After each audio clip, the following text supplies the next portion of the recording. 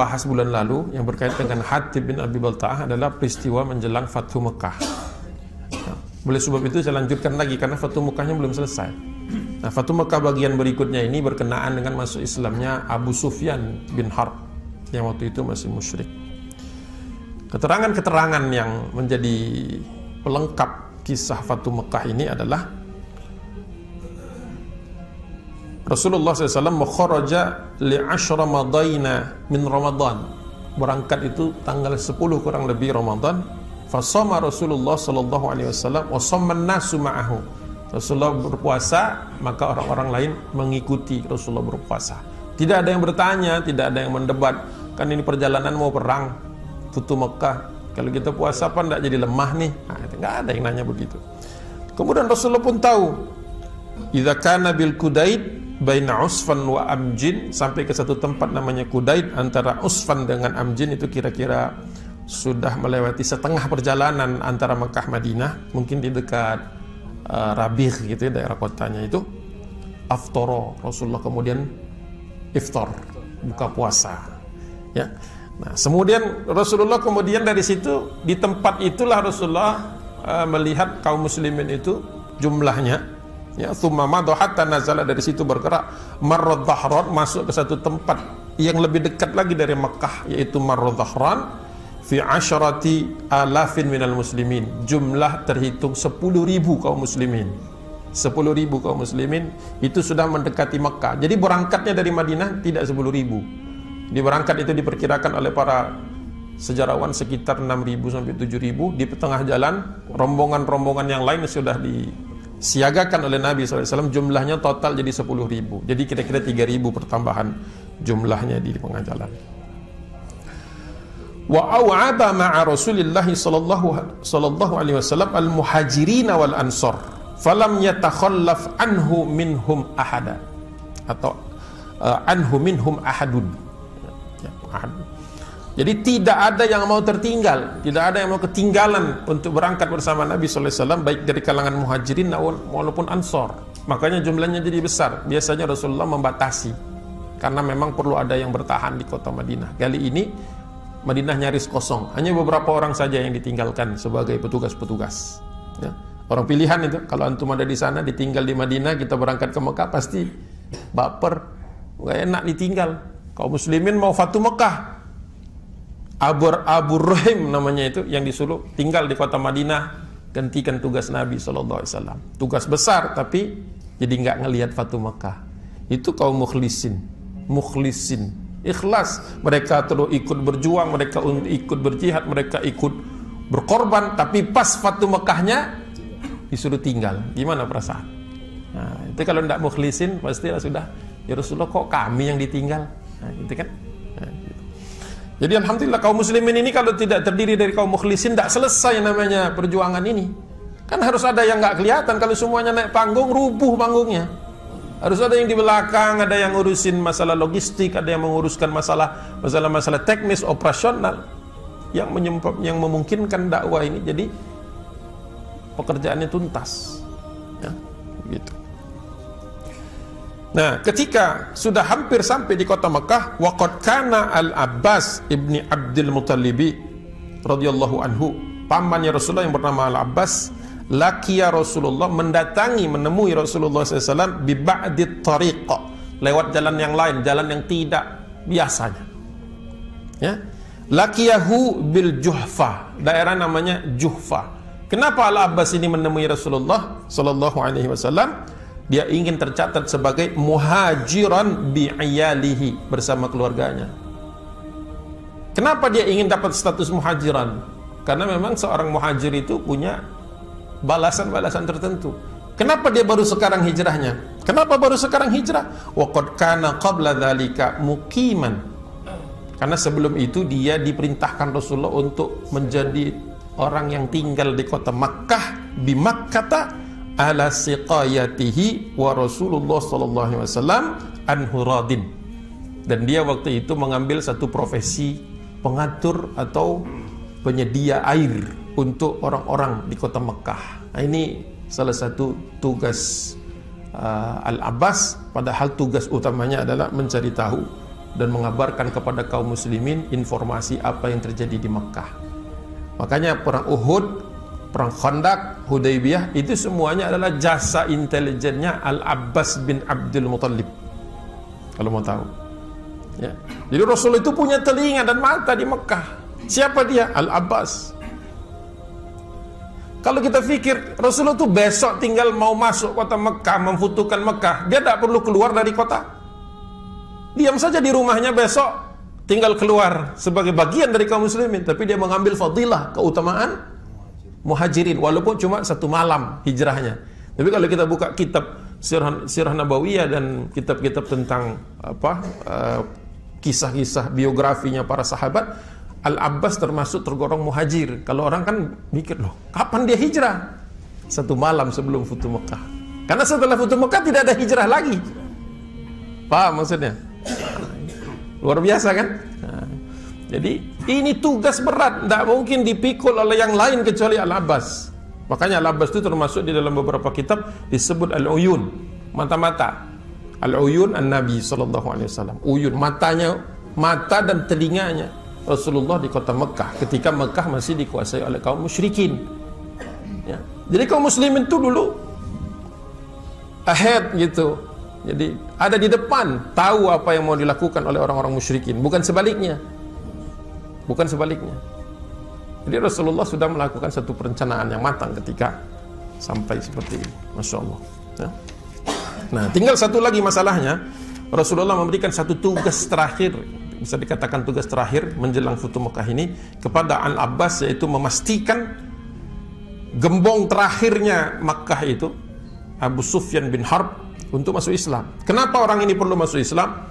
Karena kalau dia masuk Islam, maka rencana Nabi ini akan lebih lancar, yaitu memfutuhkan Makkah tanpa adanya perlawanan, tanpa adanya pertumpahan darah, semulus mungkin, sebagus mungkin, dan memfasilitasi supaya orang masuk Islam itu dengan tenang, tanpa ada paksaan. Makanya dikirim Al-Abbas.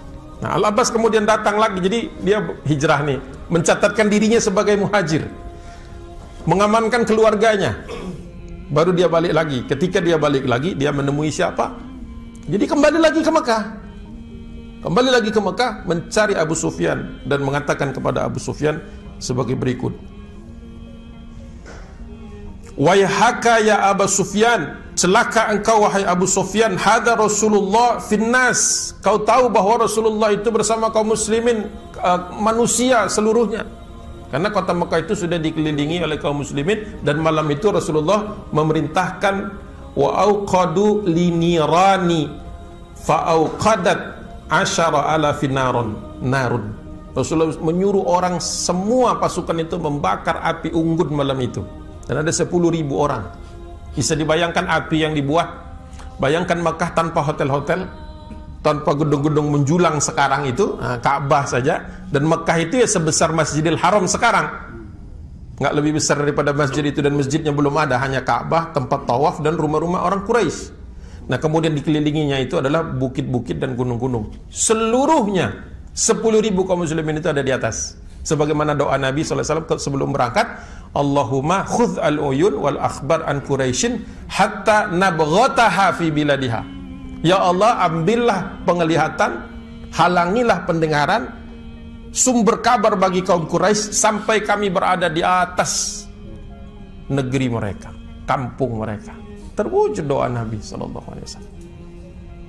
Nah, ketika itulah Abbas masuk, itu ibaratnya itu orang di kota Mekah itu kemana dia melihat api unggun. Sudah jatuh mental mereka, sudah jatuh keinginan mereka untuk melawan. Ya, the will to resist kalau bahasa di Rahiqul Makhtum itu. Keinginan untuk melawannya dipadamkan sama Rasulullah dengan izin Allah Subhanahu wa taala. Jadi Al-Abbas ini masuk lagi ke dalam kota Mekah hanya ingin menyelamatkan satu, Abu Sufyan, supaya final.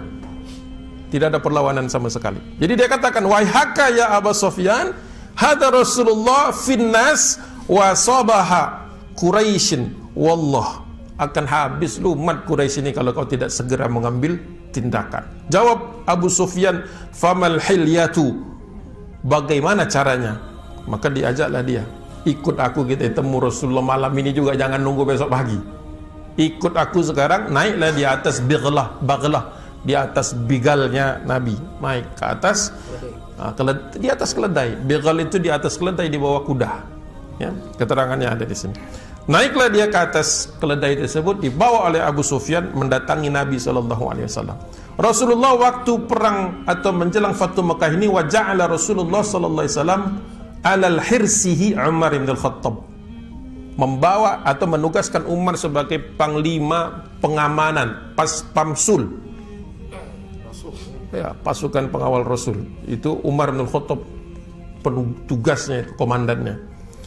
Ketika Umar melihat ada Abu Sufyan di depan dia, langsung dia mengatakan sebagai berikut, Abu Sufyana aduwallah, ini dia Abu Sufyan, musuhnya Allah.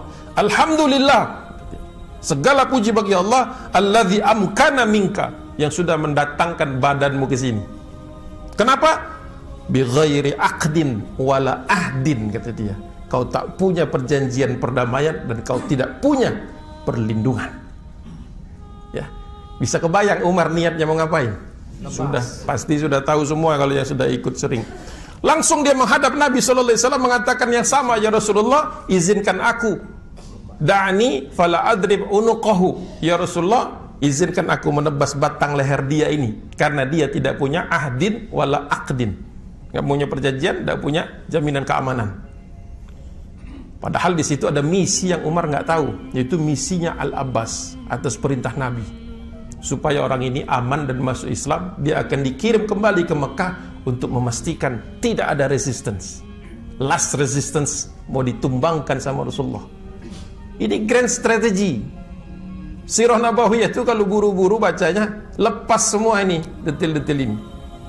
Vini, vidi, vici, datang, lihat Mekah menang, dah, waktu Mekah langsung baca saja surat An-Nasr, tidak perlu dikupas detilnya, hilanglah maknanya. Ya, bisa begitu, ya. Nah, sampai ke situ kemudian langsung dipotong omongan Umar, karena Umar bukan hanya ngomong, sudah mau bergerak untuk mengeksekusi Abu Sufyan. Umar masih ingat Abu Sufyan inilah yang menyebabkan kaum musyrikin lolos dari Badar. Di Uhud dia nyaris membuat kekalahan. Di Khandaq dia juga berhasil melakukan konsolidasi lintas suku dan Yahud, Banu Nadir. Ya kan, ini orang memang most wanted. Istilahnya ini kalau ada, ya harus segera diselesaikan. Dan Umar tidak salah, memang order dia adalah order memastikan Abu Sufyan ini tereliminated. Tapi Al-Abbas punya misi yang lain. Maka dia katakan, mahlan ya Umar, hentikan, berhentilah pembicaraan wahai Umar. Fallahi an law kana min bani adi ma qulta hadha. Diam kau Umar. Sekali-kalinya ada orang menyuruh diam Umar. Al-Abbas, kalau ada kuis gitu, siapa yang pernah menghentak Umar? Al-Abbas bin Abdul Muthalib. Berhentilah kau berbicara seperti itu wahai Umar, karena seandainya Abu Sufyan itu dari Bani Adi, dari sukumu, pasti kau ma qulta hada, kau pasti tidak ngomong begitu. Walakinnaka qad arafta annahu min rijali Bani Abdi Manaf. Ini kan kau ngomong kenceng banget karena kau tahu dia itu dari Bani Abdi Manaf, lawan Banu Adi di zaman jahiliyah. Disekak sama Al-Abbas. Faqala, akhirnya Umar melunak. Mahlan ya Abbas, kau juga jangan banyak ngomong Al-Abbas. Apa dia mau berantem? Enggak, ini sahabat. Tapi memang dua sahabat yang kebetulan kalau berbicara tegas, bukan kasar. Wallahi la islamuka yauma aslamta kana ahabbu ilayya min islamil Khattabi. Itu dia.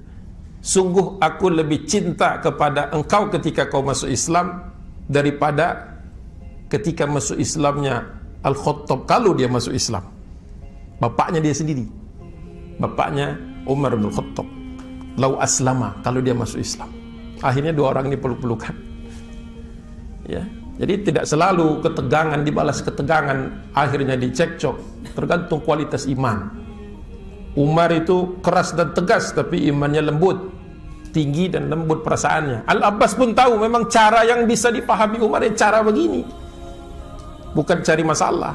Oleh sebab itu kemudian setelah itu dipisah sama Nabi supaya tidak teringat lagi sallallahu alaihi wasallam. Kata Rasulullah, bawalah ya Abbas, fadhhab bihi ya Abbas ila rahlika fa idza asbahta fa'ti bihi. Kata Rasulullah, pinggirkan dia, carikan dia tenda, nanti pagi bawa ke saya. Tapi malam itu juga sudah gelisah Abu Sufyan mendatangi Nabi. Kata Rasulullah, wallahi laqad 'allamta an law kana waihaka ya Abu Sufyan alam ya'ni laka an ta'lama annahu la ilaha illallah. Wahai Abu Sufyan, apa ndak kurang lagi keterangan yang sampai kepadamu, kenyataan yang sampai kepadamu untuk engkau mengatakan la ilaha illallah.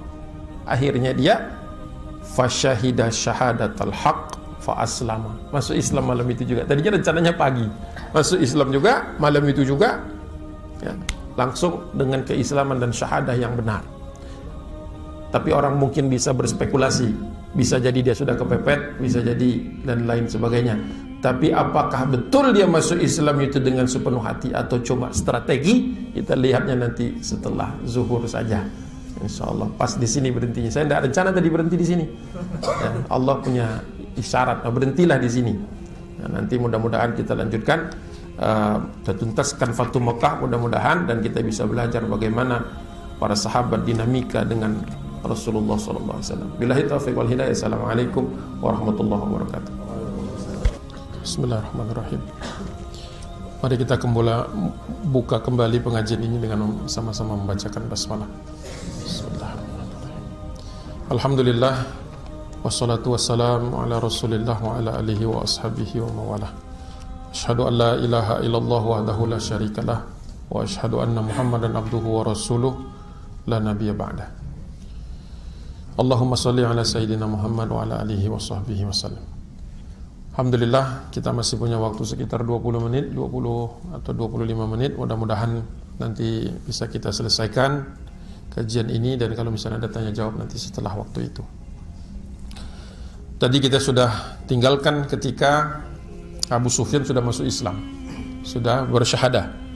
Namun tentu saja dalam posisi ini bisa jadi ada orang yang akan menduga kalau Islamnya ini Islam ya karena tidak ada pilihan lain, terpaksa mungkin begitu. Tetapi tentu saja kita tidak su'uzon, karena Ibnu Ishaq menulisnya fasyahida syahadatal haqq, ya, jadi syahadahnya itu benar. Nah, kita mau melihat apa kejadian setelah itu yang memperkuat pendapat ini, ya, itu saja. Setelah dia bersyahadah, tugas tinggal kembali. Kan tadi ada dua bagian dari tugas Al-Abbas ini. Membawa Abu Sufyan, berhasil dia membawa Abu Sufyan. Tentu saja dengan rasa takut pastinya kan. Apalagi ketemu Umar. Yang waktu itu benar perkataan Umar, tidak salah. Tapi Al-Abbas punya misi yang lain, yang mungkin hanya Rasulullah dan Abbas yang tahu waktu itu. Nah, ketika dia sudah masuk Islam, separuh tugas itu sudah selesai. Tinggal bagaimana mengembalikannya ke Mekah dan mempengaruhi orang Mekah agar tidak ada perlawanan, begitu. Jadi kan satu pekerjaan yang juga tidak ringan. Oleh sebab itu Al-Abbas menambahkan, memberikan usulan kepada baginda Rasulullah SAW. Qala Al-Abbas, ya Rasulullah, inna Abu Sufyan rajulun yuhibbu hadzal fakhra faj'al lahu syai'an. Ya Rasulullah, Abu Sufyan ini adalah seorang laki-laki yang senang diberikan satu keutamaan, satu tanggung jawab yang membuat dia statusnya itu naik. Nah, kira-kira begitu jawabannya. Berilah dia sesuatu yang bisa jadi pegangan dia mumpung dia baru masuk Islam. Kira-kira begitu konteks penjelasan dari paman Rasulullah Al-Abbas bin Abdul Muthalib. Karena yang itu udah nggak bisa lagi dibantu. Membawa dia keluar, meyakinkan dia untuk masuk Islam bisa, tapi bagaimana nanti dia berkomunikasi dengan orang-orang musyrikin Quraisy sudah di luar kemampuan Al-Abbas, pamannya Rasulullah SAW. Baik, kata Rasulullah, qal na'am, betul. Jadi Rasul sepakat dengan usulan Al-Abbas, menyepakati. Apa kata Rasulullah? Kau bisa membawa 3 kalimat ini, 3 kata ini, atau tiga usulan. 3 pertimbangan yang bisa kau sampaikan kepada orang-orang musyrik. Apa yang pertama? Man dakhala dara Abi Sufyana fahuwa amin. Barang siapa yang mau masuk ke rumah Abu Sufyan, maka dia akan diberikan keselamatan. Nah, gitu. Dijamin keselamatannya. Dan yang kedua, seandainya ada yang, jadi Rasulullah pun punya backup plan nih. Rasulullah punya backup plan. Kita kadang-kadang kalau bikin rencana terlalu yakin dengan satu rencana, padahal rencana itu bisa meleset kan? Perlu ada rencana cadangan. Bahkan Rasulullah memberikan rencana cadangannya sampai 2. Dahsyat Nabi kita Muhammad sallallahu alaihi wasallam ini. Padahal kemenangan sudah dijanjikan Allah, bantuan maksimum, dukungan kebenaran ada di belakangnya. Tapi dia seperti orang yang masih terus berupaya, terus melakukan upaya-upaya yang sifatnya manusiawi agar punya impact bagi kita, agar kita pun mengikuti. Ketika kita melakukan contingency planning, rencana kalau misalnya sesuatu berubah drastis, itu adalah sunnah Nabi. Jadi jangan kita sempitkan masalah sunnah ini sampai kepada bahwasanya ketika kita melakukan persiapan jaga-jaga, itu sunnah. Dari mana dalilnya? Dari Fatu Mekah. Rasulullah mengatakan yang kedua, kau boleh bawa juga selain yang tadi, karena kan Rasulullah pun memperkirakan bisa jadi ada orang-orang yang merasa terlalu tinggi derajatnya untuk berlindung di rumah Abu Sufyan. Siapa lu bisanya gitu kan?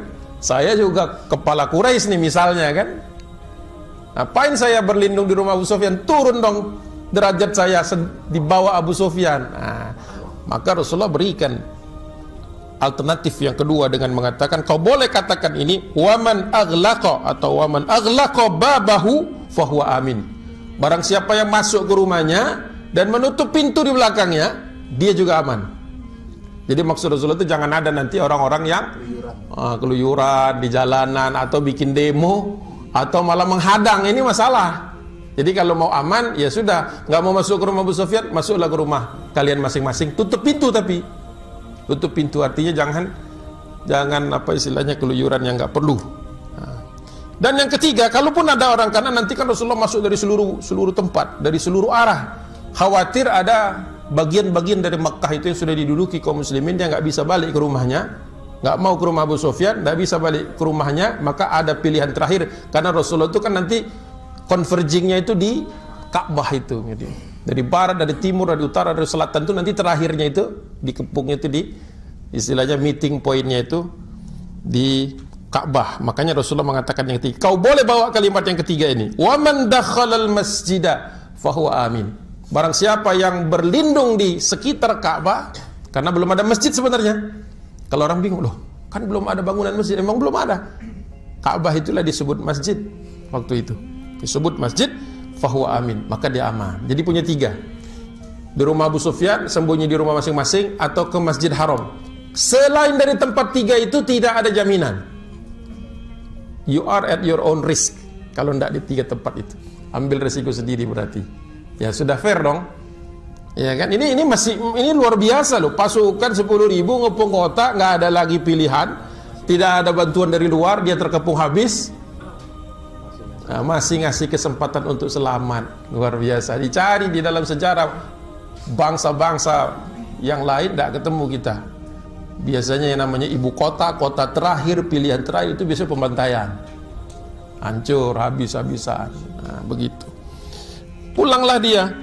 Nah, tapi sebelum pulang sama Al-Abbas, juga atas inisiatif Abbas, usulan Al-Abbas disetujui Nabi, dia disuruh, kata Rasulullah SAW, ya Abbas, ihbishu bi madiqil wadi. Bawa dia, tahan dia supaya dia bisa melihat dari pinggir jurang, pinggir wadi, ya, hatta tamurru bihi junudullah fayaroha, supaya dia bisa melihat satu persatu rombongan pasukan kita. Junudullah, ya, jamak dari jundi, junud, pasukan-pasukan yang lewat itu satu persatu. Jadi ini betul-betul usaha terakhirnya nih. Kenapa? Siapa tahu Abu Sufyan ini hatinya masih ada keinginan untuk berbalik arah, maka Rasulullah ingin dia melihat defile 10.000 itu satu persatu. Masya Allah. Betul, kemudian diletakkanlah dia di satu titik di mana rombongan itu lewat di depannya. Wa marrat al-qabail ala rayatiha. Kullama marrat qabilatun qala ya Abbas man hadhihi. Setiap rombongan ada benderanya, setiap rombongan lewat dia bertanya, siapa mereka ini, aku tidak tahu. Kata Al-Abbas, hada Sulaim, ini Banu Sulaim. Saya tidak punya urusan dengan Sulaim. Mali wali Sulaim, kami tidak ada permasalahan dengan Sulaim. Kenapa dia ikut rombongan kaum muslimin? Nah, kan. Jadi terkaget-kaget dia, banyak suku-suku yang selama ini dia pikir temannya dia ternyata sudah pindah kapal. Biasa kalau yang namanya akhir menjelang final, menjelang akhir ketika kemenangan sudah jelas ada di satu pihak, banyak yang loncat, pindah kapal, pindah biduk. Sulaiman. Jangan ditambahin nanti ada yang tersinggung pula. Lewat lagi rombongan berikutnya, siapa ini kata dia? Hadza Muzainah. Ini wah, suku Muzainah, padahal yang sekutunya besar aja dia gitu. Kaget juga dia, kok ada masalah apa? Nah, ternyata sudah pindah semua. Sampai rombongan terakhir, hatta marra Rasulullah SAW fi katibatihi. Katibahnya Nabi lewat. Katibatihi, istilah katibah itu istilah batalion. Fi katibatihi al-khudra. Batalion Rasulullah pakai baju hijau-hijau. Nah, yang pakai baju hijau nih, ini rombongan Nabi dulu. Kalau kita suku-suku yang lain spesial, Muhajirin Ansor, Masya Allah, perlu berdiri mungkin. Ya, Alhamdulillah, pakai baju hijau. Kita nggak janjian kan, padahal ada di sini. Ya, katibatihi al-khudra, bajunya hijau. Wah, langsung, ya yang ini siapa Abbas? Siapa mereka ini? Subhanallah, ini mungkin subhanallahnya Abu Sufyan pertama dalam Islam. Subhanallah, ya Abbas, man haula. Dia katakan, yang ini siapa yang rombongan ini? Kasih tahu aku, jangan sampai aku nggak tahu. Hadza Rasulullah fil muhajirin wal ansor. Jadi hanya muhajirin dan ansor yang boleh pakai jubah hijau waktu itu. Yang lain sesuai dengan warna-warna kaumnya. Yang hijau hanya mereka. Dia kaget-kaget seperti itu. Dia katakan, mali ahadi bihaulai kibalun wala taqatun wallahi ya Abal Fadl. Wahai Abu Fadl, nama panggilan panggilan mesranya Al-Abbas itu Abul Fadl. Ya Abul Fadl, nggak ada orang yang bisa mencegat dan menghalangi rombongan yang seperti yang pakai baju hijau ini, kata Abu Sufyan. Karena kelihatan lebih berwibawa, veteran, sudah pernah menyaksikan Badar, sudah tahu bagaimana pedihnya Uhud, sudah tahu bagaimana mencekamnya Khandaq, tahu bagaimana beratnya menerima kenyataan Hudaybiyah. Ini orang-orang yang sudah terseleksi, bukan yang baru jump ship kemarin, bukan yang baru pindah, yang baru lolos kemarin, bukan yang baru gabung kemarin. Ini yang sudah veteran, ikut Rasulullah dari awal, yang sudah berada di sisi Nabi, istilahnya dalam kondisi susah maupun kondisi yang sekarang ini menjelang kebahagiaan ternyata. Katanya begitu. Terus dia katakan, laqad asbaha mulku ibni akhika al-ghadata aziman. Sungguh, kata dia, besok pagi atau pagi ini kekuasaan anak saudaramu itu Muhammad sallallahu alaihi wasallam akan naik tinggi sekali, akan jadi besar, kata dia. Tidak mungkin lagi bisa dihalangi kemenangan ini. Apa jawaban Al-Abbas? Kalau orang yang tidak beri makan, cihuy, asik gitu. Enggak, jawabannya sederhana sekali. Ya Abu Sufyan, innahan nubuwah. Wahai Abu Sufyan, ini memang sudah profesi, ini sudah dikabarkan. Nah, itulah kenikmatan bersama kaum muslimin itu. Kita tahu sesulit-sulitnya perjalanan, seberat-beratnya lawan, sejelek-jeleknya kemungkinan, ujungnya itu menang. Kalau ada di barisan kaum muslimin tak yakin akan kemenangan itu, perlu baca lagi dari sejak pertama kali ayat turun. Ya, urusannya itu sudah pasti. Makanya dijawabnya, ya Abu Sufyan, innahan nubuwah. Kalau kau boleh terpana-pana, kau boleh terkagum-kagum, kalau kami dari awal sudah tahu kemenangan ini, tinggal masalahnya kami pantas enggak ketika saatnya datang. Nah, itulah bedanya orang yang sudah lama berjuang dengan yang baru pindah kapal kemarin.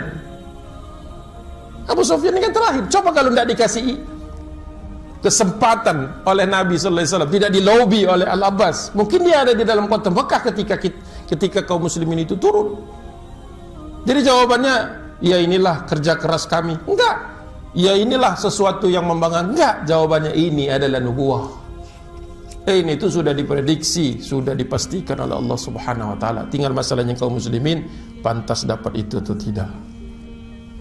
Jadi di detik-detik terakhir itu tetap ada nilai-nilai dakwah masuk ke dalam relung hatinya Abu Sufyan. Jadi dia memahami, oh ternyata kaum muslimin itu sudah siap dengan yang seperti ini, bukan baru kemarin. Masya Allah. Akhirnya dia pulang, turun dia ke kota Mekah, melewati rombongan yang banyak tadi.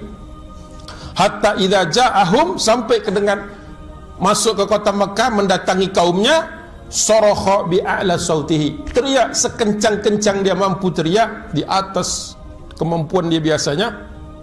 Dia mengatakan, ya ma'syara Quraisy, wahai kaum Quraisy, hadza Muhammadun qad ja'akum fima la qibala lakum bih.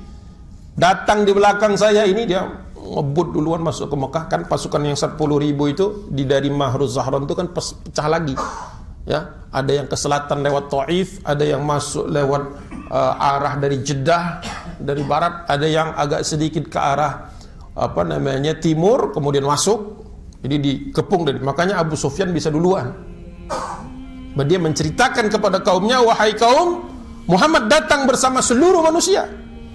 Tak mungkin kalian menghadapinya secara frontal, dan tidak mungkin kalian melawannya. Maka dia katakan, dia keluarkan jurus pertamanya dia, faman dakhala dari, barang siapa yang mau masuk ke rumahku fahuwa amin, dia bilang. Ini kan kata Al-Abbas, dia senang kalau dia punya bargaining power. Maka kasihlah ya Rasulullah, kasih 3 sama Nabi. Minta 1 kasih 3, itu Nabi. Kalau orang minta 3 kasih 1. Ya. Setelah dia katakan begitu, orang-orang berkata, wah ribut orang-orang. Tapi yang berdiri faqamat, berdiri seorang perempuan. Berdiri seorang perempuan, faqamat ilaihi Hindun binti Utbah. Hindun binti Utbah berdiri. Fa'akhadat bisyaribihi, sambil megang kumisnya Abu Sufyan. Siapa perempuan berani berdiri di depan Abu Sufyan terus megang kumisnya sebelum ngomong?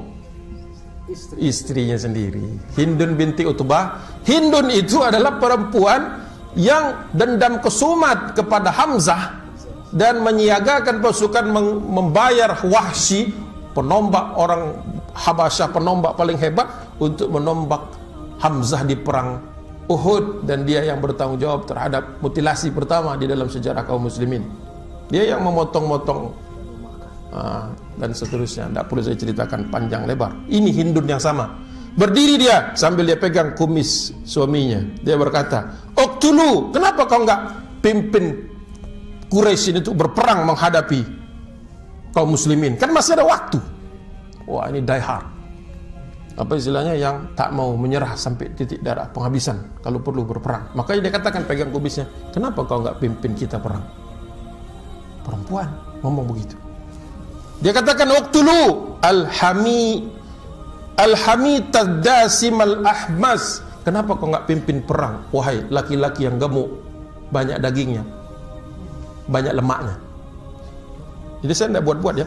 Hamisa dasimal ahmas. Saya melihatnya dari kiri ke kanan. Jangan sampai ada yang merasa dipojokkan. Iya, kalau saya ngelihat dia ke sana terus, wah Ustaz lagi ngeledekin saya. Karena bahasanya al-hamisa, ya, al-hamita dasimal ahmas, yang gemuk, banyak daging dan berlemak. Itu harafiahnya. Maksudnya, kalau kita bahasakan ulang, kau nampaknya sudah menjadi orang yang tidak bisa berperang lagi. Kau sudah kehilangan kelaki-lakianmu. Bahasanya itu begitu. Nyakitin bahasa Hindu. Suaminya sendiri begitu. Dia begitu kan. Jawaban, nah disinilah bukti kalau Abu Sufyan masuk Islamnya ya syahid ya sungguh-sungguh tadi bahasanya, Fasyahida syahadatal haq. Apa dia katakan? Dengan tenang dia mengatakan, wailakum, rugi kalian kalau mengikuti Hindun. La taghurrannakum, kalian jangan tertipu dengan omongan perempuan ini. Hadhihi min anfusikum, kalian akan menanggungnya sendiri-sendiri. Oh, tenang sekali dia, Abu Sufyan. Ya terserah, kalau yang ada yang mau ikut istri saya silahkan. Kalau saya yang mau aman di rumah saya. Luar biasa. Akhirnya orang-orang berkata kepada dia, ya, nggak ada yang mau, ada yang nggak suka juga, mengatakan kenapa kami harus masuk ke rumahmu, sebagaimana prediksi Nabi SAW. Akhirnya dia mengatakan, baiklah kalau kalian tidak berminat untuk bersembunyi dan mencari aman di rumahku, waman aghlaqa alaihi babahu fahuwa amin. Ya sudah, kalian kembalilah ke rumah kalian masing-masing, tutup pintu di belakang, kunci pintunya, kalian pun akan aman. Sebagian lagi orang mengatakan, saya tidak punya waktu lagi kembali ke rumah, karena kaum muslimin sudah kelihatan umbul-umbulnya, bendera-benderanya sudah kelihatan. Sebagian rumah mereka, kalau mereka ke rumah itu istilahnya nantang maut. Bagaimana dengan kami? Kalian yang tidak sempat pulang lagi, wa man dakhalal masjidah fahuwa amin. Ya sudah, ke masjid saja dan kalian akan aman. Fatafarraqan nasu ila duwarihim wa ilal masjid. Berpencar-pencaran orang mau cari selamat masing-masing. Ada yang ke rumahnya yang masih sempat, ada yang masuk ke rumah Abu Sufyan yang mau, ada juga yang ke masjid nyerah, angkat tangan. Semua orang menduga akan banjir darah. Kenapa? Ya biasanya mereka begitu. Apa yang terjadi selanjutnya? Tentu saja Rasulullah SAW tidak melakukan apa yang diduga-duga sama orang semuanya. Nabi SAW bahkan memberikan ampunan kepada banyak manusia. Hanya 3 orang, hanya 3 orang yang wanted list, ya, hanya 3 orang yang masuk daftar cari Nabi Muhammad SAW. Pertama, Safwan bin Umayyah. Kedua, Ikrimah bin Abi Jahal. Ketiga, Suhail bin Amru. Yang lain boleh nyerah, yang 3 harus ditangkap. Siapa yang ditugaskan? Umar bin Khattab. Nah, kalau yang ini kata Rasulullah, tidak perlu pakai permisi, silahkan. Dikejar sama Umar sampai ke Yaman larinya. Larinya ke Yaman. Ya, larinya ke Yaman. Nah, Nabi SAW mengumpulkan manusia semuanya di Masjidil Haram, dan kemudian Rasulullah SAW memberikan pengampunan secara massal. Dibersihkan itu lingkungan Ka'bah, dijatuhkan semua asnam, semua berhala-berhala, termasuk yang dari dalam dikeluarkan. Kaum muslimin sambil nangis itu. Kenapa? Dulu-dulunya nggak mungkin dilakukan. Dibersihkan semua, kemudian Bilal bin Rabah naik ke atas Ka'bah dan kemudian melantunkan azan. Itulah yang kemudian Rasulullah sudah diberitahu oleh Allah Subhanahu wa taala dari surat An-Nasr bahwa nanti orang akan berbondong-bondong masuk Islam. Semuanya nyerah, mau ngapain lagi? Mau melawan mati atau tidak? Tokoh-tokoh datang. Saya kasih waktu sampai jam berapa? Tambah, masih boleh nambah atau sudah? Sampai jam 1. Soalnya nanti antum gak punya waktu makan. Gak apa-apa. Oh, baik, insyaallah. Bener nih antum mau dengar bukan mau makan. Nanti antum, ya, kalau memang mau sampai diterusin, kita teruskan. Terus. Baik, baik, bismillah. Mendatangi Rasulullah SAW, ya.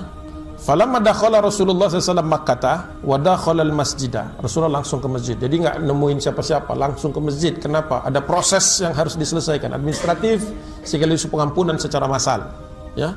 Ata Abu Bakrin bi abihi yakuduhu, di apa istilahnya, digandeng karena ayahnya sudah tidak bisa melihat lagi, buta, rabun. Nah, ditarik sama Abu Bakar, bapaknya. Siapa dia? Abu Kuhafah, bawa mendekat Nabi sallallahu alaihi wasallam. Falamma ra'ahu Rasulullah SAW khal. Ketika Rasulullah melihat Abu Bakar sepertinya tergopoh-gopoh mau membawa bapaknya bertemu Nabi sallallahu alaihi wasallam, Rasulullah berkata, "Halla tarakta syaikha fi baitihi." Wahai Abu Bakar, jangan kau seret-seret begitu. Biarlah bapakmu itu syaikha fi baitihi, tinggallah dia di rumah saja, jangan dibawa-bawa ke tengah-tengah sini. Kenapa? Hatta akuna ana atihi fihi. Biarlah aku nanti yang datang ke rumah dia menemui ayahmu itu. Masya Allah, pemenang. Kalau dia mau seret semua orang ke depan kakinya saat itu bisa. Melihat Abu Bakar ini kepengen ayahnya langsung ketemu dulu sama Nabi, kalau bisa duluan, karena kan banyak orang datang minta syahadah itu, maunya Abu Bakar itu bapaknya duluan. Tapi kata Rasulullah, jangan kau seret-seret bapakmu itu sudah tua. Makanya bahasanya syaikha, sudah tua. Jangan kau seret-seret. Faqala Abu Bakar berkata, ya Rasulullah, huwa ahaqqa an yamshiya ilaika min an tamshina atau tamshiya ilaihi anta. Wahai Rasulullah, bapakku itu lebih berhak mendatangimu daripada engkau yang mendatangi dia. Ya Allah, ya, akhlaknya luar biasa. Kata Rasulullah, ini bapak kan musyrik, biarlah nanti kita datangi saja. Saya datang ke rumahnya, nanti kita coba masukkan ke dalam hatinya, usahakan supaya hidayah itu masuk ke dalam hatinya dengan izin Allah Subhanahu wa taala. Tapi Abu Bakar ingin ayahnya supaya berusaha, karena yang namanya hidayah itu harus dicari, diusahakan. Yang namanya ilmu harus didatangi, ya kan? Namanya kebaikan itu harus diupayakan, tidak bisa pasif. Jadi Abu Bakar betul, Rasulullah juga apalagi benar. Kenapa? Menghormati orang yang sudah tua, walaupun dia masih musyrik. Kata Rasulullah, biar saya yang datang ke rumahnya. Tidak, karena sudah berhasil di depan Rasulullah, tinggal berapa langkah lagi, tidak mungkin disuruh pulang pula. Akhirnya apa? Fadakhala bihi Abu Bakrin wa ka'anna fa ajlasahu baina yadayhi thumma masaha sadrahu. Akhirnya didudukkanlah dengan Rasulullah, dekat dengan Rasulullah, dipegang oleh Nabi, dielus dadanya, dipegang begitu sambil mengatakan kepadanya aslam, ya, atau aslim, maaf, aslim, perintah fil amr. Sudahlah bapak, wahai bapak, masuk Islam sajalah, gitu. Aslim, gitu aja Rasulullah, pegang dadanya, aslim. Jawaban dia adalah langsung syahadah. Fa aslama syahadatul haq, asyhadu an la ilaha illallah, asyhadu anna Muhammad Rasulullah. Tercatat di dalam sejarah, satu-satunya keluarga yang 3 generasi semuanya masuk Islam dan ketemu Rasulullah hanya keluarga Abu Bakar Siddiq. Ayahnya Abu Quhafa masuk Islam, masih ketemu Rasulullah. Abu Bakar yang bawa anak Abu Bakar masuk di dalam rombongan, Abdurrahman bin Abi Bakar, Abdullah bin Abi Bakar, dan lain sebagainya. Jadi ada anak-anak Nabi SAW, anak-anaknya Abu Bakar sudah masuk Islam, ayahnya masuk Islam, kakeknya sekarang masuk Islam. Keluarga besar. Makanya orang-orang pun tahu betapa spesialnya Abu Bakar di depan Nabi Muhammad SAW. Ya, Masya Allah. Coba kita perhatikan, kalau satu kali kemenangan, kita memiliki kemenangan pun kita harus bisa memaafkan.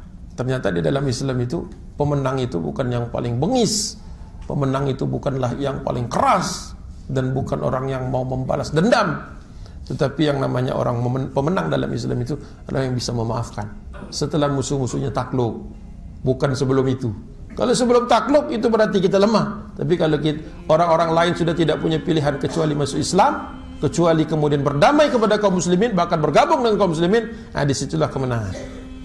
Dan kita bisa menerima dan merangkul kembali. Padahal kemarin masih musuh bebuyutan, padahal sebelumnya masih lawan yang begitu keras. Makanya kaum muslimin itu dalam perjuangannya berat. Kenapa? Bagaimana orang ketika dianiaya dia bisa bertahan, ketika dia bisa membalas dia menahan diri. Itu kemenangan. Makanya Rasulullah menghimpun 10.000 itu show of force yang efektif, bukan untuk membantai manusia, tapi untuk memastikan kepada mereka yang lemah hatinya bahwa inilah pilihan yang benar. Ya. Sekali waktu di dalam perjalanan ini kayak semacam flashback ke belakang. Anna Sa'ad bin Ubadah, salah seorang pemimpin Ansor. Anna Sa'dan hina wajahaha dakhilan, ketika rombongan yang dia pimpin sudah mau masuk pintu gerbang kota Madinah, kota Makkah, berkata bersenandung, al-yauma yaumul malhamah, al-yauma tusahhalul hurmah. Tadi begitu. Ngeri banget itu bahasanya, kelihatannya enak. Apa kayak nasyid.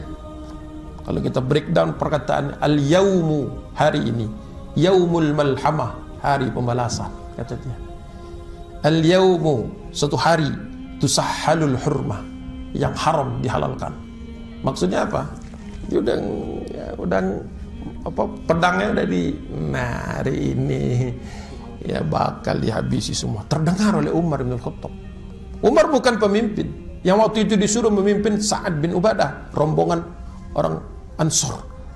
Terdengar oleh fasami'aha rajulun minal muhajirin wa huwa Umar bin Khattab. Padahal kalau kita pikir Umar itu memang orang yang begitu juga kan, yang tegas-tegas begitu. Tapi kali ini Umar bin Khattab berkata, langsung lapor kepada Nabi sallallahu alaihi wasallam, faqala ya Rasulullah isma' ma qala Sa'ad ibn Ubadah. Ya Rasulullah, dengarkah kau dengar enggak perkataan senandungnya Sa'ad bin Ubadah? Apa senandungnya kata Rasulullah?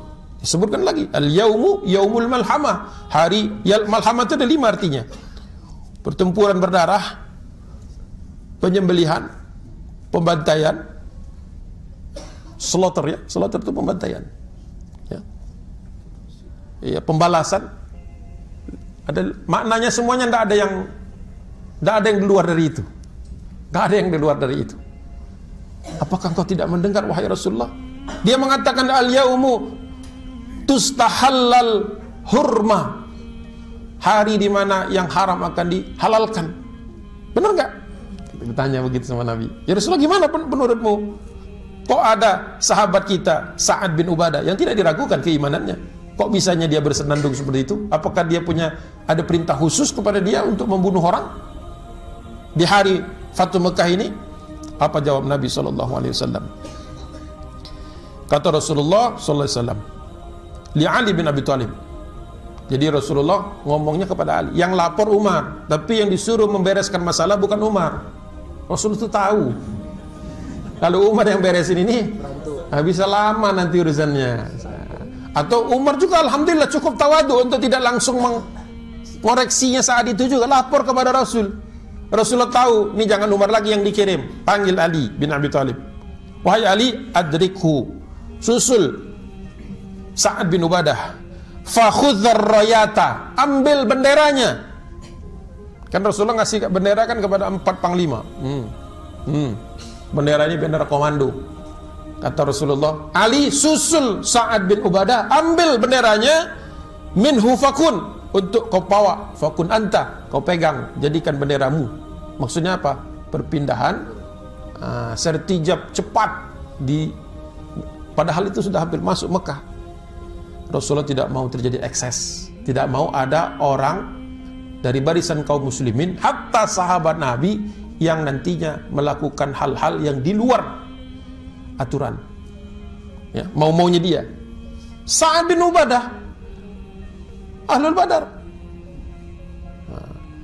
ambil benderanya, ambil untukmu, alladzi tadkhulu biha, kau ambil rombongan itu masuk ke dalam kota Mekah tanpa menjadikan Sa'ad bin Ubadah sebagai pemimpin.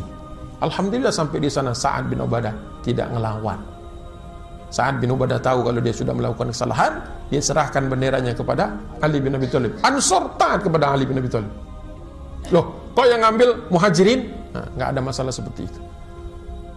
Berarti itu hanyalah satu kekhilafan saja. Selesai kisahnya. Yang lain terlalu panjang kalau mau dibungkus hari ini juga. Tapi yang jelas ingin saya sampaikan, simpulkan lagi bahwa ketika kaum muslimin, satu, urusan kaum muslimin itu pasti menang. Tidak ada ceritanya kalah. Lebih bagus, lebih difahami oleh lawan-lawan kaum muslimin. Tidak ada ceritanya kalah. Tertunda saja iya, tapi selalu memberikan kemenangan akhirnya. Oleh sebab itu kaum muslimin itu haruslah terdiri dari orang-orang yang sabar, orang-orang yang tahan dengan ujian dan cobaan. Bukan rombongan orang-orang yang ingin segera menang saat ini juga, tapi orang-orang yang tahan banting, tahan lama.